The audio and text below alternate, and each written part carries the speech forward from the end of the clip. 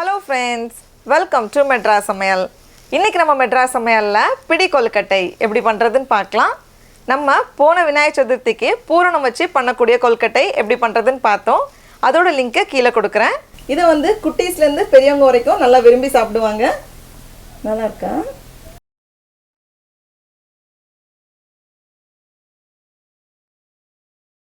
அனைவருக்கும் இனிய விநாயகர் சதுர்த்தி நல்வாழ்த்துக்கள்.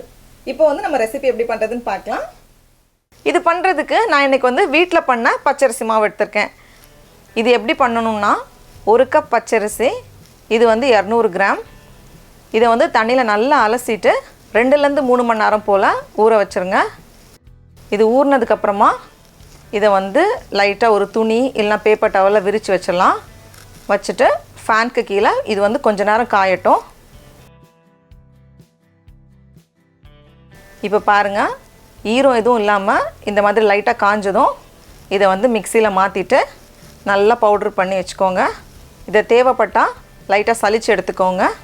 பவுடர் பண்ணியாச்சு. அடுத்தது இதை வந்து நம்ம வறுக்கணும். இதோட ஈரப்பதம் போய் லைட்டாக வாசம் வர வரைக்கும் நம்ம வந்து வறுக்கணும். நீங்கள் வந்து ரெடிமேட் மாவு கடையில் வாங்கக்கூடிய மாவுனா கொல்லுக்கட்டை மாவுன்னே கிடைக்கும். அப்படி இல்லைனா இடியாப்ப மாவும் பயன்படுத்திக்கலாம். அதையும் வந்து நம்ம லைட்டாக சூடாகிறது வரைக்கும் வறுக்கணும். இது வந்து கொஞ்சம் ஈரப்பதம் போகிறது வரைக்கும் நம்ம வறுக்கணும். இப்போ இதை வந்து ஒரு பேனில் மாற்றிட்டு லோ ஹீட்டில் வச்சுக்கோங்க. வச்சுட்டு கொஞ்சம் நேரம் அதோட ஈரப்பதம்லாம் போய் லைட்டாக செவக்கும். அந்த அளவுக்கு நம்ம வறுத்துக்கணும். அதே மாதிரி இடியாப்ப மாவு கொல்லுக்கட்டை மாவுனாலும் லைட்டாக வறுத்துக்கோங்க. அப்போ தான் கடைசியாக நல்லா வரும்.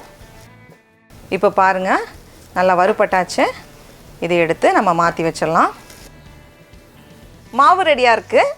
அடுத்தது வந்து நம்ம வெள்ளை பாகு தயார் பண்ணிடலாம். 200 கிராம் அரிசி எடுத்துருக்கோம்ல, அதுக்கு வந்து 150 கிராம் வெல்லம் வந்து சரியாக இருக்கும். இது பாருங்கள், நல்லா பவுட்ரு பண்ணதுக்கப்புறமா 1 கப் இருக்குது. இதே கப்பில் தான் நான் அரிசியும் அளந்தேன். நல்லா பவுட்ரு பண்ணதுக்கப்புறமா 1 கப் இருக்குது. இது வந்து 150 கிராம். கூடவே அதே கப்புக்கு 1 கப் தண்ணி சேர்த்துட்டு இது வந்து கொதிக்கட்டும்.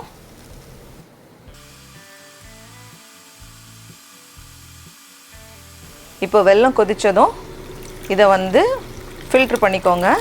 ஏதாச்சும் தூசி அழுக்கு இருந்துச்சுன்னா வந்துடும். வடிகட்டினதுக்கப்புறமா இதை மறுபடியும் இதே பேனில் சேர்த்துக்கோங்க. லைட்டாக கொதிக்கட்டும். கொதித்ததும் இதில் வந்து 1 டேபிள் ஸ்பூன் நெய் சேர்த்தா வாசனையாகவும் இருக்கும், நல்லா சாஃப்டாகவும் இருக்கும். 1 டேபிள் ஸ்பூன் நெய், கூடவே வாசனைக்காக கொஞ்சம் ஏலக்காய் தூள், 1 சிட்டிகை உப்பு, 1/4 கப் போல் துருவின தேங்காய் எடுத்து வச்சுருக்கேன், அதையும் சேர்த்துக்கோங்க. சேர்த்துட்டு இதை வந்து கலந்து விட்டுருங்க.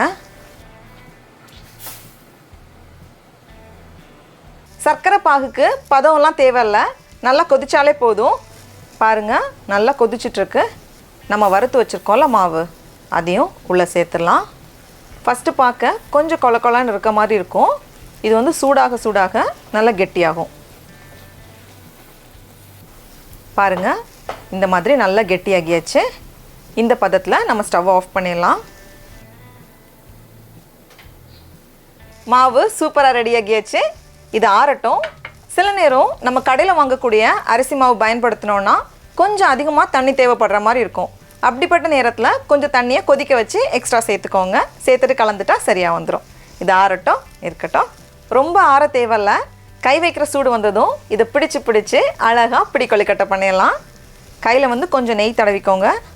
தடவிட்டு இதை வந்து உருண்டைகளாக பிடிச்சிட்டு லைட்டாக அந்த கை தடம் வச்சோன்னா பார்க்குறதுக்கு அழகாக இருக்கும். பாருங்கள், அழகாக வந்திருக்கு. இப்போ இதை வந்து நம்ம இட்லி தட்டில் அடுக்கி வச்சிடலாம். இட்லி தட்டுக்கு கீழே தேவைப்பட்டால் லைட்டாக எண்ணெயோ நெய்யோ தடவிக்கோங்க. எல்லாம் வேகிறதுக்கு ரெடியாக இருக்குது. இட்லி குக்கரில் ஆவி வந்ததுக்கப்புறமா தான் நம்ம உள்ளே வைக்கணும். மூடி வச்சுட்டு இதை வந்து 7 ல இருந்து 8 நிமிஷம் போல் மிதமான சூடில் வேக வச்சுருங்க. இருக்கட்டும். இப்போது 7 நிமிஷம் போல் ஆகியிருக்கு. நம்ம ஸ்டவ் ஆஃப் பண்ணிவிட்டு இதை ஓப்பன் பண்ணி பார்க்கலாம். பாருங்கள், ரொம்ப அழகாக வெந்து எல்லாமே சூப்பராக வந்திருக்கு. இது ஆறட்டும். டடா! நம்மளோட சுவையான பிடி கொழுக்கட்டை சூப்பராக தயாராகிடுச்சு. இப்போ இதை நம்ம டேஸ்ட் பண்ணி பார்க்கலாம்.